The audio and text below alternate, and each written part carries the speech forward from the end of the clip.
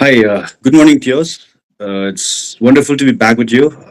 This is, a series of podcasts we'll be having to discuss something light, but totally, the truth. It'll be unfiltered truth. I mean, a life has layers and layers of, uh, things that we don't show to the world, and then there are things that are life by sharing, the things that we think we should have done better.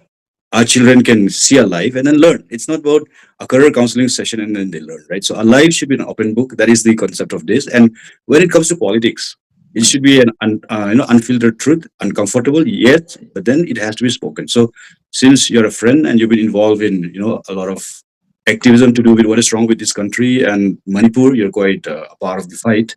So I wanted to talk to you, and this podcast would be launched on the 14th. We call it the unfiltered truth. I'm here, Lenn Chongloi, your host from Nama Bangalore. I mean, it's a wonderful, day today, and welcome to the podcast, yours. I would like you to start with your introduction. Firstly, thank you, Len, for inviting me on Unfiltered Truth. I think that is exactly what the country needs and any democracy needs. So I'm very glad that you have chosen that title for your podcast. Um, I'm delighted to be amongst the first few guests on the show, and I'm hoping to be able to deliver something of value to your listeners. I'm Agnostos Theos. I have come to be known as a activist. However, I call myself a crusader for justice and peace and democracy.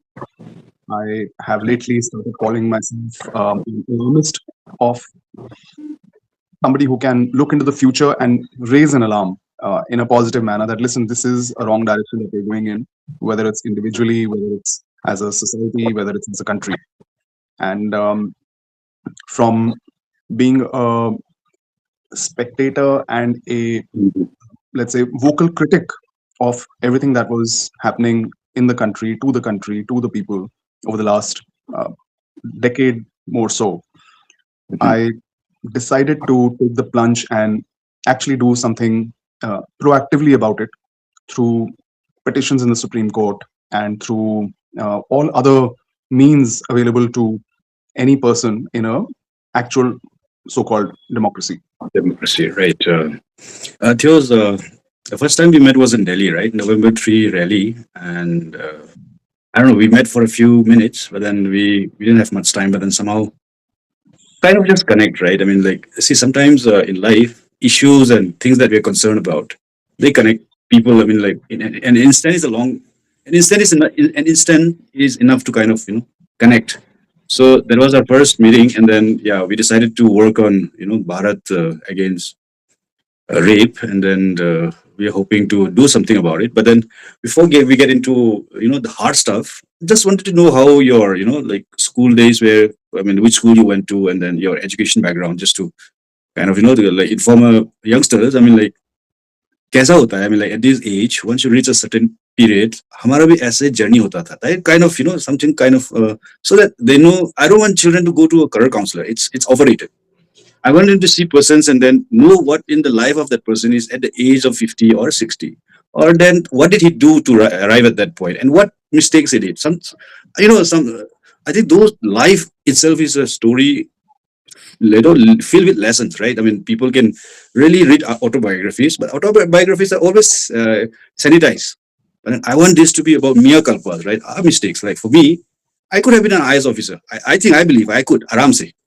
But the thing is, I went here and there. But because I went here and there, in a sense, took challenges which I don't need to. I mean, like MBA is something. Mera khandan ka nahi hai. Like, we are not from a business family. Business is like an alien species. So we did that, engineering and all that, and then finally, you end up somewhere, and then you learn things. So just to give you, the background on my question.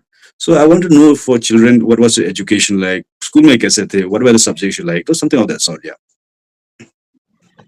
Um, Len, so my focus during my school years was on actual learning. And somewhere down the line, I got disconnected to our education system. I was a very brilliant student in the younger years. Mhm. However, as we progressed, um, couple of things happened. One, I changed from one school to another, and that change was quite drastic. And Which school was it? I mean, you were in Delhi, right? I was in Delhi. I was in Guru Harkishan Public School till about my seventh standard, and then I switched to another school called Prabhu Dayal Public School. And Mhm. few things happened around that time, wherein the school which I changed to, uh, Sanskrit got added as a subject, which I had never studied.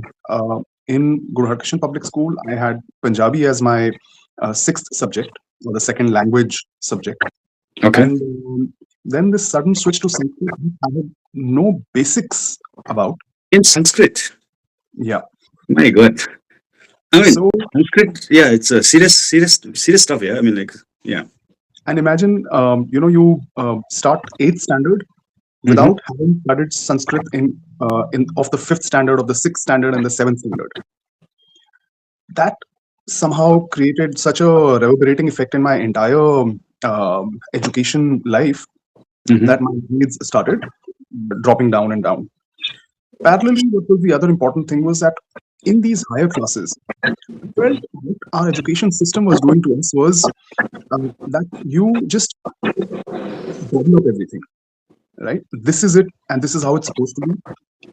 And logic just goes for a toss. And I'm somebody who always wants It's to. all about learning, right? I mean, like, ye par ke aao, ratta maro, right? I mean, like, and everybody should study science, whether a person is good in, creativity arts. ऐसा कुछ भी नहीं होता था हमारे time में. It's like just prescribed syllabus है, उसको पढ़ो, exam लिखो बस. Something like that. I mean, or yeah, then after that, class 10, कहाँ Just पे to किया था? Yeah. just to take your what you just said forward. What Mhm. we were expected to do was in Hindi language, it's called "ritta lagao" and "exam de aao," हाँ. हाँ. right? So ऐसा भी है. and there was some people who were famous as being Rattu Totas, रट्टा रट्टा मार, हाँ? and they were very good at it, and they would excel. I have had classmates. If I Uh-huh. were to have a conversation with them, they would lag far behind. But in exams, they were doing much better than me. Why? Because they had only gobbled up everything and been able to reproduce that thing. And there were many, many like me. And so I started having a disconnect with the education system and our studies. History also. I mean, you're just supposed to uh, gobble it up, right? Bring it to me.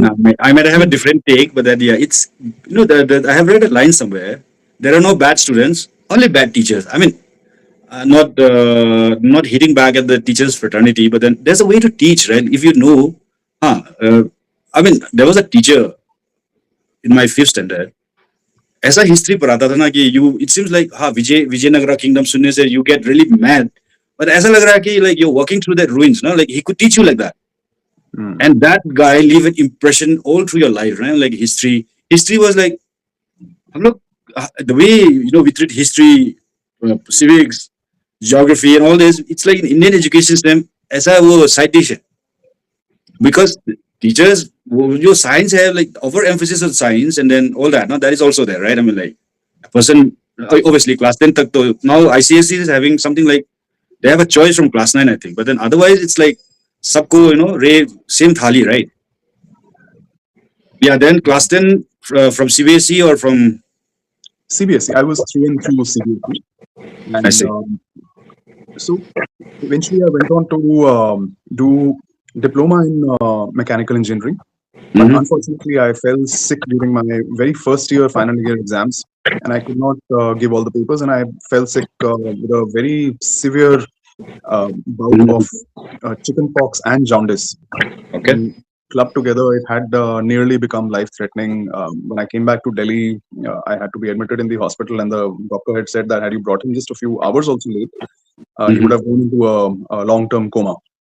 So eventually, I got back to Delhi only. I was doing my diploma in mechanical engineering in Karnataka, and then back in Delhi after my this 1 year almost break, I joined English honors through correspondence in Delhi, and in the third year itself, I joined and started expanding the family business, which was of manufacturing of machinery parts. Your family is basically a business family, or are you? I mean, you have your father-in-law have a business setup, or you? It's second generation or first generation entrepreneur. My father was a third generation entrepreneur. I don't know the lineage before that because That's it. prior to that, my great grandmother, Mm-hmm. that's the only thing I know up to. And my grandfather and my parents, both sides, they were partition refugees. I see. After after the partition of what I call state of Punjab, because India did not get partition. Punjab and West Mm-hmm. Bengal were the states which got partition. Then rest everything got Anyway, yes. amalgamated into what we know as the Union of India. So in the partition of Punjab, both the sides of my maternal and paternal side, they were from Mhm. Punjab, and they came to us this part of uh, India. And so my father was a third generation business owner, although every generation did different things. My great grandmother was a landowner, one of the largest in her town, so to say. My grandfather, after coming to India, he started a business of supplying food to the army. And then my father went on to do his engineering and started a business in machinery goods, which is what I took up during my third year of graduation.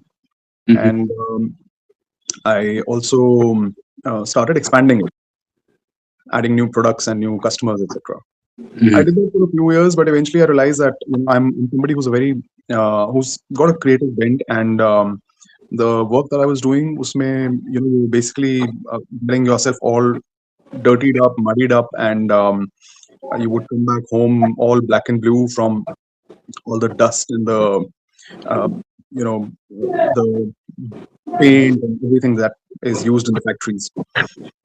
So eventually I took some time and uh, realized that I would want to get into the shoe industry because shoes is something which has been a big passion for me since childhood. And I did a course in footwear design and manufacturing, and eventually went on to launch a luxury footwear brand with the And shoes. you still have that brand. What is it called? You still have the Just footwear brand? no, I don't have the brand anymore. I've taken a very Okay. long sabbatical hiatus from the All of it, brand. all the business kind of thing. Yeah. Yeah. So now you're into that chamber of commerce, that thing, right? And then the activism that you're doing. Correct. And somewhere that is linked to, what we have recently taken upon ourselves, the rape-free India. And how the chamber also happened was that while I was in the luxury footwear business and doing fairly well, I had good customers and, the best of the best from the industry, all movie stars and celebrities and top shot business owners like the owner of Raymond and owner of other big industrial houses, all top designers. I was doing business with them. Mm-hmm. Um, in between, there came a time when there was little spare time I had. I was switching to new location for my store, and eventually during that time, I had some plans to go to the US for a business meeting and for some work. And just Mm-hmm. before that, the Nirbhaya rape case happened, I see. I see. and it had such a drastic impact on me that I felt we are living not with humans, but people who can very easily be defined as worse than animals. Right? What was done Yeah. to that girl? It was it just shook me to the core.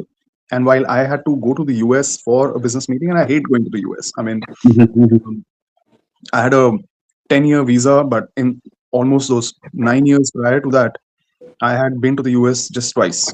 Right? Because the first time I went, I stayed 3 4 months, and I didn't like it, and I came back. I had great Okay. opportunities, but I said this is not the place for me. One more time I went, that was also just for a meeting. But Mm-hmm. this time when I went, which was in 2012, end of 2012, just a few days after the Nirbhaya incident, Mm-hmm. something in me said that I may just stay longer than the 1 week which I had scheduled it for, and I ended up staying for about a year. Um, And that's the time when the whole thing about the Sikh Chamber of Commerce came into being, because I attended certain meetings in New York and of some business network. And for me, it was always that Sikhism was a way of life, was, is, and always will be. It's not a religion per se for me, because what the Sikh gurus have done, they have very explicitly shared how to live your life, every aspect of it. Sikh means a learner, right? Exactly. Sikh. Sikh means a learner through all through life, right? Exactly. Actually, it's pronounced as Sikh. So, Sikh, Sikh, kuch Sikhna, right? exactly, to All keep right, learning. yeah, And yes. you have to be a learner. And in fact, it just reminds me of what Guru Gobind Singh Ji said, or is said about him, that Ape Guru Seva. He's the guru, but he's also the learner. He's also learning, right, from the other gurus. Um, so, um, for me, Sikhism was always bringing alive, or anything, whether it's the Guru Granth Sahib or whether it's the Constitution of India. There is that line also, right? Knowledge is divine and something like that, right? I have come across that line. Is it something to do with Sikhism? I Because think that's the reason for asking about the Chamber of Commerce is this.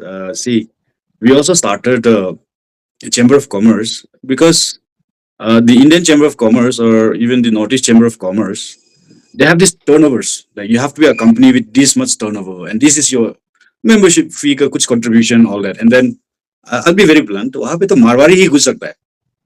And then like I must say they don't welcome us, but that turnover ही नहीं है तो क्या करोगे, right? So we started with that mind, with the mind of trying to tell that people in the Northeast, political may we are the CMs and all that, but all the economy is under the Marwaris, not in a bad or good way, but then that is the truth, right? I mean, people have migrated, they're smarter, they're much more welcoming.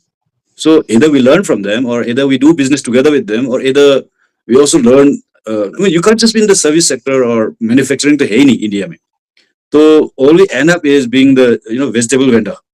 Usme people cannot survive. And if you're an educated person, you cannot be a vegetable vendor, right? So either you end up being not a distributor even, stockist bhi nahi, like a shopkeeper. So the economy is like totally turned against like the people out there. And then we have this place called More. I don't know if you're there, if you know about it.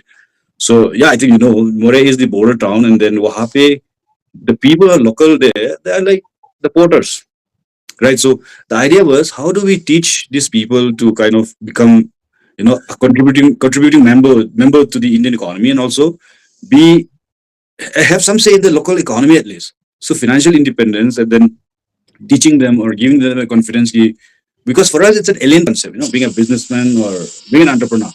So more of my people don't even understand what I'm doing. I mean, like I'm doing consulting. I used to take government projects. I used to be e-governance. So I was working with PricewaterhouseCoopers and I left. So many of them said, "Nokri chhod de, ye banda pagal hai kya?" Oh, that is still the concept, and that is still true for other parts of the country. I'm to like I don't see myself in that scope. But then if you look at the reality of life, then we are like ST tribals at the end of the day. But then the good thing about being an ST in the Northeast is political by dint of having that political force. I mean, you don't have to be a Naga or a Mizo, but then since you're a tribal, the whole stretch, you have that sense of security. But then Manipur taught us a lesson that still minority hai bhai. You can't be Aramse types. No, you have to protect yourself as a minority. So you're vulnerable. That is one thing that Manipur violence has taught us. So yeah. So the idea, like Sikhs are basically right. The business that you guys get into, you're kind of totally mainstream. But why? I mean, why the Sikh Chamber of Commerce? Right? It's the Sikh Chamber of Commerce, or what is it? Yes, it's the Sikh Yeah. Chamber of So Commerce. was there any purpose for us? The INPI Chamber of Commerce is like cookie INPI. So the reason is called the governance or the village structure of governance is called INPI. So to be inclusive, anyone who comes and do business there in the INPI region, so Chamber of Commerce. So it's like kind of inclusive, but also trying to promote the local guys to believe in themselves, right? To be financially independent, to collaborate through cooperatives, through coming together with NGOs and through entrepreneurship. So जो समझ में आता है उनको इतना ही सिखाएगा. I mean, you can't teach a 9-year-old how rocket propulsion works, and then you can't tell them about escape velocity, right? So हम लोग जो MBA में पढ़ा है और हम लोग business में अपना I have friends in the circle of CEOs, but then why should I go and tell my people about CEOs and all that, brand management and all that? तो ज्यादा चुप रहने से लोग को लगता है कि कुछ आता ही नहीं है, but then that's the fact, when tell people what they need to know, right? So Yeah, I really wanted to know. Like the moment you told me, I'm like, why six chamber of commerce when you know when you guys are kind of totally mainstream, right? So can you please tell me? I'm like, that's been kind of haunting me. Like it's quite some time now. So, Len, for me, the Guru Granth Sahib uh, is not just a guru, not just a Granth. It is how our gurus envisaged we should live our life. It is for every aspect of life. Very Mhm. clear definitions have been given. Values have been very clearly spoken about during their lifetimes and uh, become part of the Guru Granth Sahib. And for me, anything uh, has to take 3D and 4D shape for it to be real. Uh, from school days, like I said, learning and bringing that learning alive is what excited me. Like you said, your teacher would bring history alive for you. Yeah, That's what. walking through the ruins of Vijayanagara, right? The Cholas, and I mean that's a tough part of history for even the northern part of the country and for the east. I mean, like we if you read about Rana Pratap and all that, no Maharaj, and all that. I mean, if you read about the Mughals, for a closeness, though they are very alien to us, but yeah, South, a wonderful history that we have in the South. It's all kind of I don't know. I wouldn't say the intentionally subsumed, but jada nahi hai. Now that these movies came up, Katapa and all these are very popular, the people are like kind of realizing कि hi bhai South में भी अपना history है. So that was how it was, right? So yeah. Please back to you. Yeah. Sure. So, it is very important that uh, what you are bowing down to, you practice in your life. Our gurus, for example, the Golden Temple. The gurus didn't only just write in the Guru Granth Sahib that all humans are equal. They created a live example of the Golden Temple with the four doors, Hmm. signifying that anyone from any side, any corner of the world is welcome into God's abode. Yeah. We were talking about that aspect of the Chamber of Commerce. I mean, see, there is that marketing concept of catering to the need of a niche segment or trying to serve the need of a community, right? So Indian Chamber of Commerce is there. Then you have this Punjab, Haryana, some Chamber of Commerce, PhD, CC or something, right? Yeah. But then yeah, so the Sikh Chamber of Commerce connects the six across the globe, and then you come together and then you finance something to do with promote entrepreneurship. Or what is your role? I mean, like if you can elaborate a bit. So the Sixth Chamber of Commerce is completely secular body, just like Sikhism.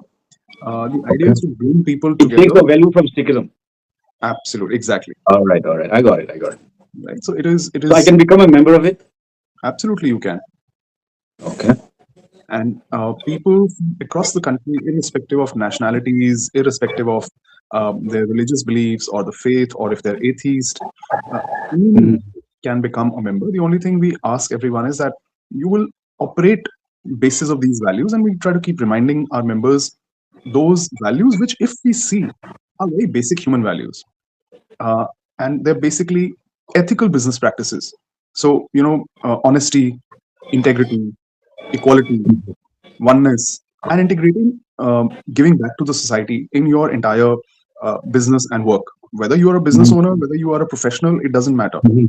Mhm. Anyone can become a member. But these five key things are the pillars of the chamber and what we keep reminding our members to follow. Again, at the cost of repetition: honesty, integrity, equality, oneness, and service back to humanity. This is what we promote and bring people together around. Yeah, Theos, the why I was asking that specific question was this. See, I started out with a bunch of friends, knowing the problem of our community that we tend to normally go for UPSC, right? In droves. Everyone, Jack, Tom, Harry, Lane, Mang, everybody will go for UPSC. और ऐसा ऐसा competition है और ऐसा filtration system है उसमें out of हमारा तो ज्यादा पॉपुलेशन भी नहीं से out of people are preparing 400 people may be 300 people हर साल में नहीं ऐसा भी होता है कि 10 साल में या 15 साल में कोई आईएएस निकलते नहीं है पर हर हर सबके सपने में तो हमको यूपीएससी देना है So when the when I finished my 10th, just to give you a context, it will be like it's more of a conversation between the two of us. So I thought you should, as a youngster, you should have a target, right? I had a target. I would be among the toppers in class 10. The way is so famous. It's like top 10 in Manipur, like that. So वो हुआ नहीं for some reason. English में कम marks मिला था, which I thought I was damn good. I still sometimes when I go a little bit off key, I said कि who the hell checked my paper? So jokes apart, I mean, like, so after that class 12, I went and just set for that NTSC exam, the National Talent Search. So I got through, right? I was also someone like you in the sense. I don't like rote learning, but then I was quite good in social sciences, maths and science. I used to put in an effort. वो effort लगाने के बाद उसमें 90 लाना बहुत difficult है मेरे लिए. 85 क्लोज टू 90 मिलने से बहुत बढ़िया mark. After that, social sciences, I'll just study the night before, but I'll get 90s and 95s. Then class 10 हो गया. उसके बाद I got through NTSC, the national one. So they have this interview. They have a board. Class 10 के बाद to face an interview board is not a joke, right? I mean, I have one uncle, J Lum Kim. He is from IIT Mumbai, and he has given this mains and then appeared for UPSC interview a number of times. So he coached me, right, how to face the interview and all. Like, if there's a lady interview in the lady interview board, you look at her, you ensure she is not slighted, or you always turn around, look at each one of them, and then show them that you are there and you care, right? When somebody talks to you, don't look at the other person. And if you don't know something, don't bluff, say, I don't know. So I got through NTSC, and then I prepared for sciences because we all want to be good in science. That is the general Indian mindset. I don't know, you can negate me later. But the thing is, बहुत मेहनत करके exam I went to give the exam, and then suddenly when I saw the question paper, मैंने कुछ prepare नहीं किया. History, civics, I gave it in physics, bio, chemistry तो मेरे कुछ समझ में नहीं आता. Maths, I thought I was good, but the moment I landed up in that exam hall, it was quite difficult. So what I mean to say is there are a few things that we are naturally good at, right? Like social sciences, I might be good. So our people, normally the way we choose our careers, it's also based on what is the popular trend. That is the same thing with me. So class 10 में NTSC मिला, I got it in social sciences, but I went and took science again because the trend is so strong, right? Peer pressure is so strong कि it kills all your guts. And पता भी नहीं चला. Like, people have made us believe that class 10 के बाद arts लेना is like you're gone case, which is not right, right? I mean, if the person is good in something, and if you can show him the avenues or something that they want to pursue, science लेके there are some careers or career paths or life which doesn't need science at all. So that was the whole idea, like, just to bring, since we are at the beginning of the podcast history, that's the whole reason why I want to start this podcast. I mean, it doesn't make sense to take a child to a career counselor and then बिठाओ उसको and then taste कराओ. नहीं भाई, talk to him, make him see the life and my mistakes. Let him see. Then he can say, hey यार, I shouldn't be doing this. So then science पढ़ा, science बहुत थोड़ा बहुत वो किया and then पढ़ा, but then I wasn't as good in science, right?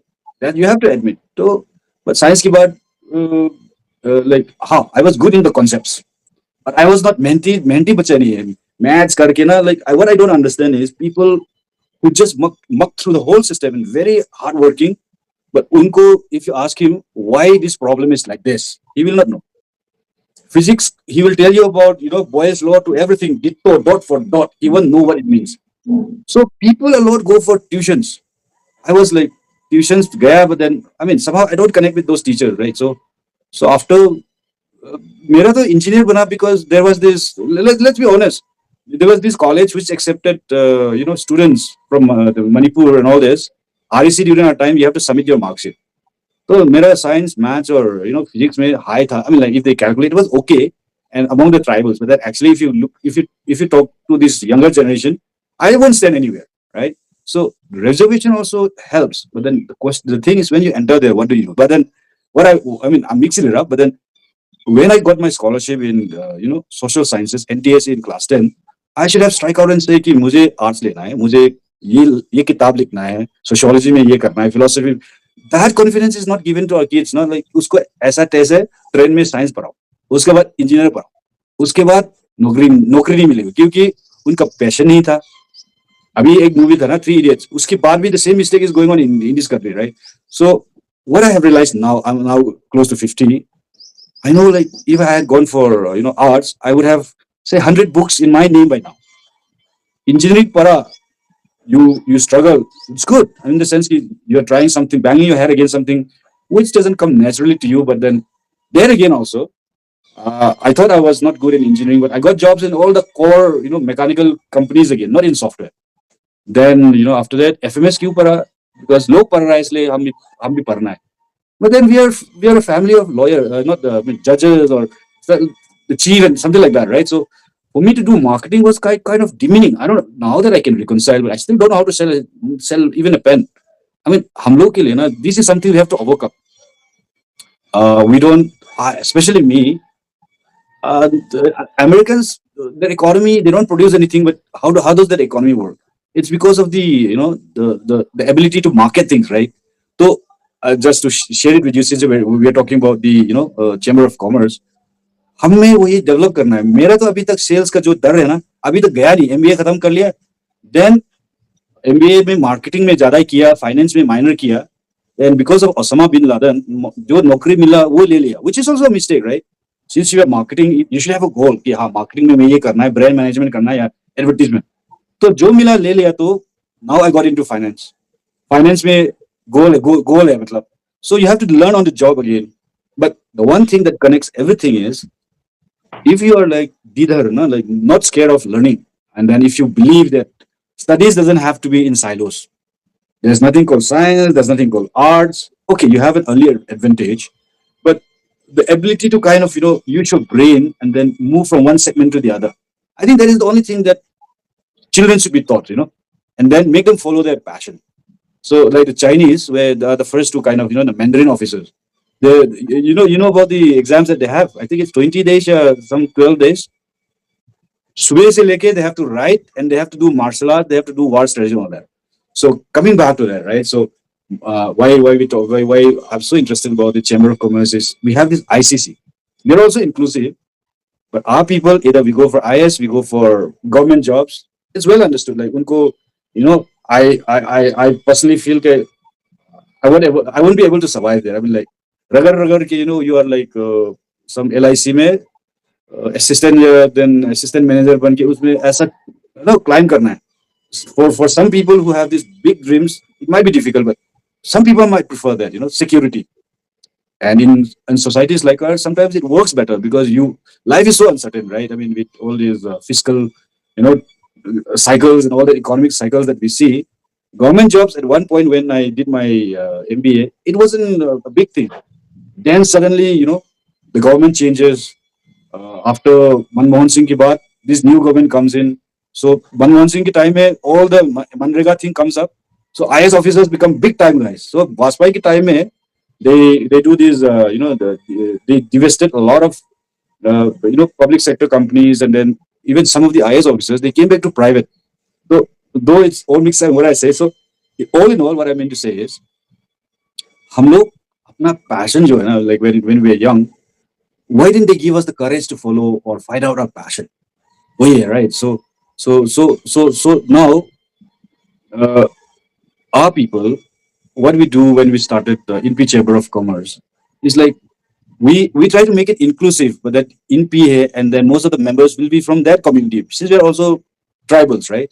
So that idea, like you talk about being inclusive and then taking the value of your society and then being open to others. हम लोग को that stage we haven't reached. But when you write things and when you form an organization, it should always be open, right? So that is where I took a long monologue, but then that is where I come to. So you call it the Sikh Chamber of Commerce, but then that value is that Sikh, value where you try to reach out, where accountability is there. But then the perspective has to be global. So if there's any advice or any tie-up that you can make with INPI Chamber of Commerce and Sikh Chamber of Commerce, which I've told you once, so I haven't asked them to reach out, but then that is one area I think we are lacking, like we don't reach out. So is there any advice you want to give it to budding entrepreneurs in ICC and, tribal communities, and how you can help from the Sikh Chamber of Commerce?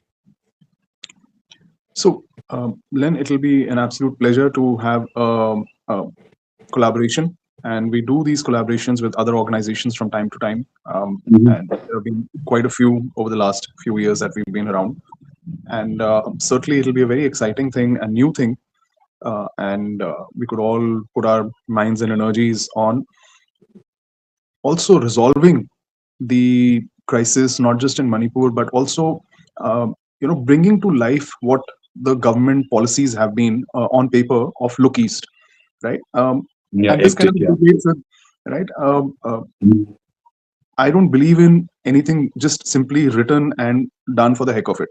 I like to bring things alive, and Yeah. that's the Question reason. the policies as well, right? Not just question the policies, but also that everything has to be in letter and spirit. So, for example, one reason why I'm fighting is that our constitution has been converted into just a mere document, but it's not a mere document, right? It is a promise to the people of India, and that promise to people of India has to be brought alive. Uh, True. so, we'll come back to this later in more detail, but uh, look east. Entire country has to look east right now, right? Because that's where a huge opportunity lies. It is neglected, and the Manipur crisis has brought out that how backward most of the state is. Right, I've seen images of streets and villages, and Mhm. it seems like not even a third world country. It seems like a fourth or a fifth world area, right? And Yes, I mean, some of the houses being burned down, there was nothing to burn, right? I mean, it might sound a bit cynical. There was nothing much to burn. I mean, wo jinga hai, wo hai. But then even those small, minimal survival houses, they were also targeted. I mean, like, so please continue. Yeah, I mean, like, just to, I mean, we no, are at the edge. you're absolutely right. So, uh, I've said this last year at the conference, the Manipur Ki Baat, that we organized in Delhi. And I said one of the biggest opportunities is that Northeast, the population is far lesser, but the landmass is huge, right? And Mhm. that's perfect for two things, which are the industries of the future. While they are the ones which have sustained us all along, but there has to be a very strong focus on farming and forestry. These are the two things which will drive a lot of development. Um, you are aware that I've also launched the Vikas Bharati Party, and Yeah, you as told me. Yeah. right, so the Vikas Bharati Party, there were two. Well, there are a couple of very clear uh, things in the manifesto which I created many years ago. That one, Mhm. India needs to become the breadbasket of the world. We need to stop just copying the West or China and wanting to become another factory of the world or another manufacturing hub. Our biggest asset is our 60% workforce, which is adept in agriculture. We produce the best food, right? And we have to only make it better. What we are doing today in our, let's say, visionless approach of just copy paste, we are destroying great farmlands and building factories on it. Yes, and buildings and colonies, right? I mean, Okay. And there are countries which say that we wish we had great soil so we could produce great food. And we have the greatest soil, and yet we are ruining all of it. We need to reverse that, stop that, and focus on these two industries, farming and forestry. Forestry, mind you, is $1 trillion opportunity. Um, 20 years, 30 years, 40 years, 50 years from now, just the carbon credit market will explode the way the world is going. And right. these two things combine with each other because with climate change, there'll be forest fires. With climate increasing, the agriculture produce will reduce. Why? Because farmlands will get burned. Beyond a certain point, the plantations will not be able to sustain and they will burn down. So this is the time when Northeast needs to capitalize. That the temperature there is better, the climate there is better. So focusing on farming and forestry. And then the third aspect, which is a project that we have undertaken with some of the friends from Manipur, who I met some good other great people like yourself. And one thing that we're trying to work on is create a collection of, uh, rather create a brand of apparel Mhm. out of Manipur. because especially the tribals have this very unique motives, and your dressing sense is great, and it is quite global. The fabric, the Yes, that weaving, that that is something. Yeah, there is some positive. Yeah. right? So what we are trying to do is create a brand from Manipur, and Hmm. not only uh, help the people who grow that, who are part of the business, but that helps the local artisan to keep producing that fabric, right? That traditional fabric, that traditional weave, it needs to be produced there and needs to grow. And there's a huge opportunity which I see. So let's say if the two chambers were to focus on these three broad opportunities: farming, forestry, and the traditional um, Plantation. artisan. I'll just come in a bit. Plantation would mean something like teak, not teak, something like sandalwood. Would it count as that? I mean, because you're talking of big things, or any other plantation. I mean, like what? I'm A little saying, bit, elaborate a little bit on that plantation thing. sure. So the plantation has to be native species. I Whatever see. are the native species for the region and for the state, only and only those have to be planted, right? Yes, I think that makes a lot of sense after the Uttarakhand and Himachal flooding, right? I mean, all the all the trees at the time of the British repopulating the forests in Himachal and Uttarakhand. I think they have changed uh, the flora flora out there with their own with that big leaf tree. I don't know the name of the tree, but then they changed it into that foreign alien species, and that's why it cannot hold water. I mean, is that theory correct? So that's why when the rain falls, it doesn't hold anymore. So it just comes down and then it flows and cause flooding in the downstream, something like that sort, right? So, but then something like that, can there be some kind of a compromise or a value add in terms of yes, maintain the natural flora as much as possible, the indigenous flora, but some areas at least, I mean, high value because we are thinking on those lines, it's high value, sandalwood trees or something like that, right? So, I mean, are you into that, or do you help in funding something like that? I mean, we have the land, right? I mean, we have the lands. Funding and technical help is somewhere, where the need, the help is required, right? So, So, Len, we have undertaken a project called A Tree for Every Human, under I see. which by 2030 we will plant 10 billion trees around the world.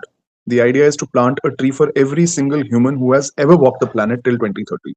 There's roughly 8 billion of us right now, a little over 8 billion. Mhm. Few hundred million will get added by the time 2030 arrives, and there were roughly about 1.5 billion people prior to this current 8 billion. So with that in mind, we will plant. Actually, we'll end up planting about 11 billion trees with knowing well enough that about 5 to 10% of the plantation doesn't survive. So keeping that in mind, so that end of the day we still have 10 billion trees planted and growing. So as part of that, Okay. if you say that okay, we are going to allocate this much land, then Mhm. our plantation, we will bring in the funds, we will bring in the technical know-how, we will then also employ the local people through those funds who will not only do the plantation, but they will also get paid for the next 3 to 5 years to take care of it, because that's where the bigger effort has to go in. uh, Mm. Okay. what happens with the current plantation, which many people are doing, is that they plant and then they forget about it, I and see. Okay. 90% of those saplings planted, they die off. And then many people are also running a racket that they come back to the same place the next year and again say that, look, we are planting this much more. It's all just going to waste without people understanding what is the emergency that we are in. So, what we will do is we will bring in the funds, we will bring in the technical know how, we will bring in the experts, and we And will then employ finally, local what do you do people. with the final product? The local people will probably, get employment, right? But then when the villagers who own the land and then who partners with you, so how does the partnership work? So is there like a 50-50 kind of a thing, or how does it work? I mean, like you needed ROI, the ROI for the investment, but then how does it normally work with cooperative societies? Or because Chamber of Commerce, probably we would be the ones, facilitating between cooperative societies and villages and those technical expertise, right? But after that, it'd be the work of those people who are the funding agencies, and then with the people with the technical know-how, and also the maybe in the village these days it's cooperative society or the village authority, right? So how where is the role that the Chamber of Commerce's play in between that? So there are various models. One is just a plain simple lease model that somebody says that, okay, I have 10 acres, 20 acres, 100 acres, or the cooperative says that as a village we have collectively say 1,000 acres and we want to give this entire 1,000 acres. Uh, there are various models. One is old lease model. Second is that you become a partner in the entire venture, and long-term benefits, whether they are coming through carbon credits, whether they are coming through harvesting of the fruits, because there are Mhm. certain plantations which are fruit-bearing plantations, right? Right. So all of that uh, is looked at and worked upon once we know what is the land that we are getting and what can be produced over there. So once that's there, then those models are finalized, and they are models which are a win-win for everyone. Yeah, I got it.